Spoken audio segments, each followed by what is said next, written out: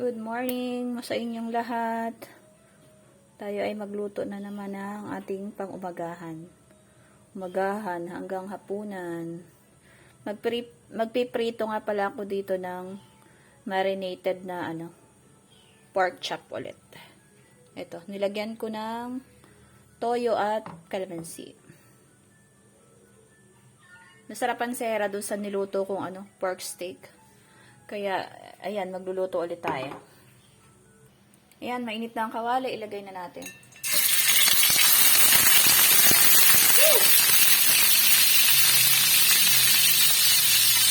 Ito ang tumatalsik. Takot na takot pa naman ako sa mantika.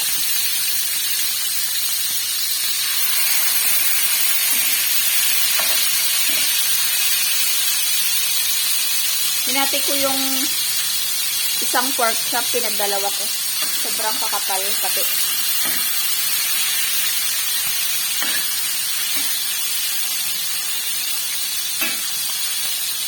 Ayan, ganda. Flex ko lang yung aking kawali na stainless. Siyempre, pag stainless din ang ating sandok. Mahinang apoy lang para hindi agad masunog. Tinakloban ko nga pala para madali malito.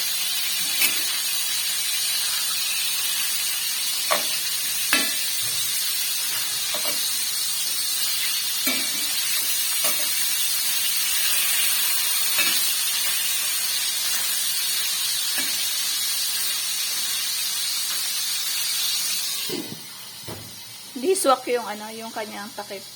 Wala kasi siyang takip.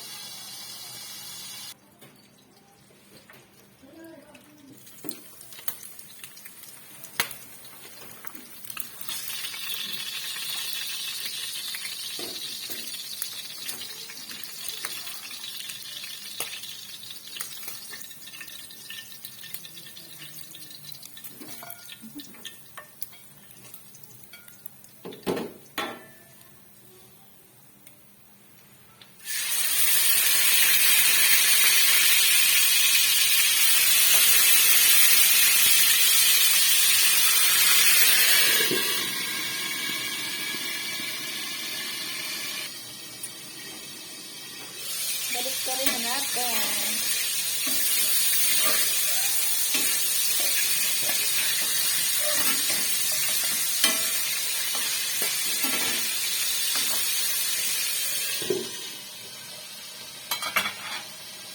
Tapos, gagawin na natin siyang beef pork steak.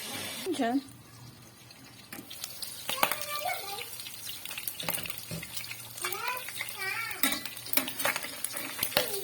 Ouch!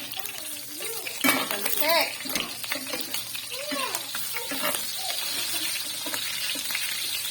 Dilitin na.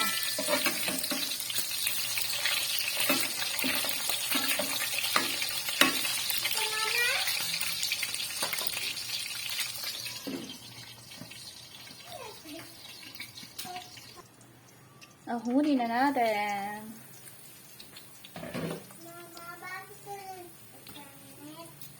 Meron.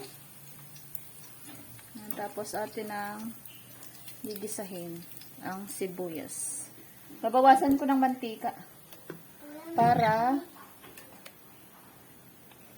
konti lang yung mantika. Sobrang daming mantika. Hindi masyadong mainit yung kanyang hawakan.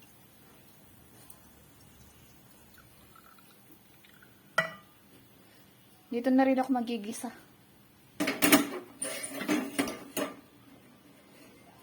Para malasa yung sabaw.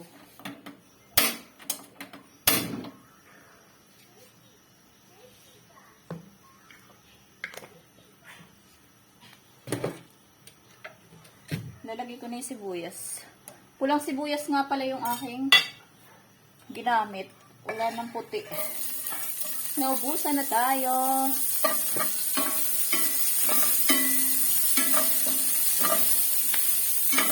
Naubusan na ng puting sibuyas.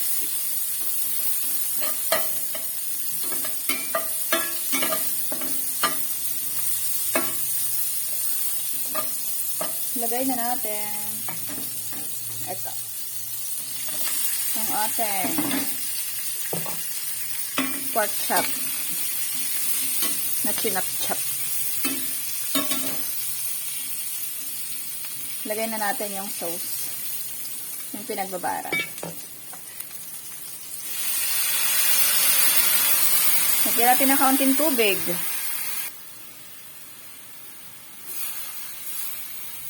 Para kumulo ng ayos. Yan. Ayos. Pakuluin lang natin ang ayos ito. Lagyan ko na rin ng pampalasang asin at saka paminta.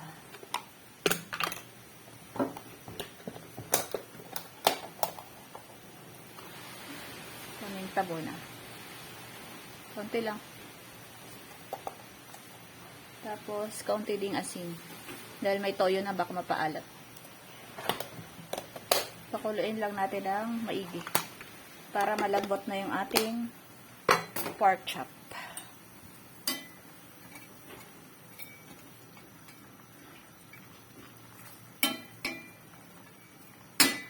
Ayan. Hintayin natin kumulo ng maayos. Takay pa natin para lumambot agad. Kulong-kulo na.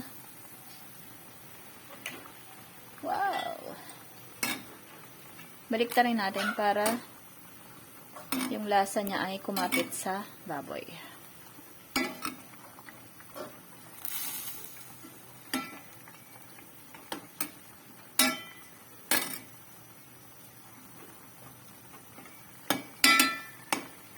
Bango. Habang ako yung nagluluto, kumukulo yung tiyan ko. Nagkape lang ako Sa Hera, nag-Milo at gatas. Pinaghalo ko yung Milo at gatas.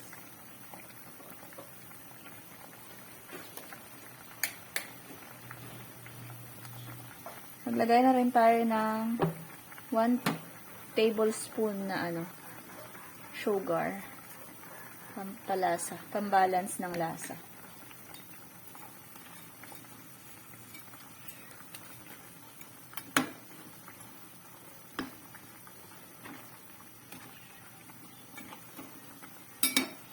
Yan, ilang minuto na lang para kakain na tayo. Malambot na yung baboy.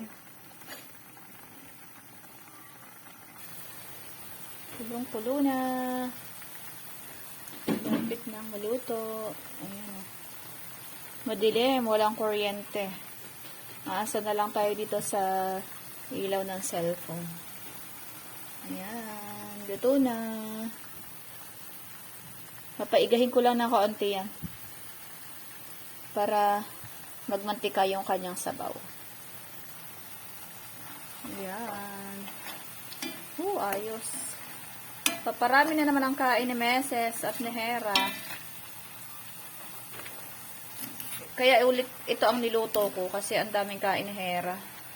Gustong gusto niya yung sarsa. Pero, malambot na yung baboy.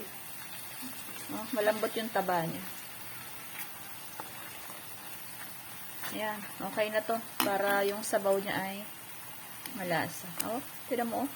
Nagmamantika na.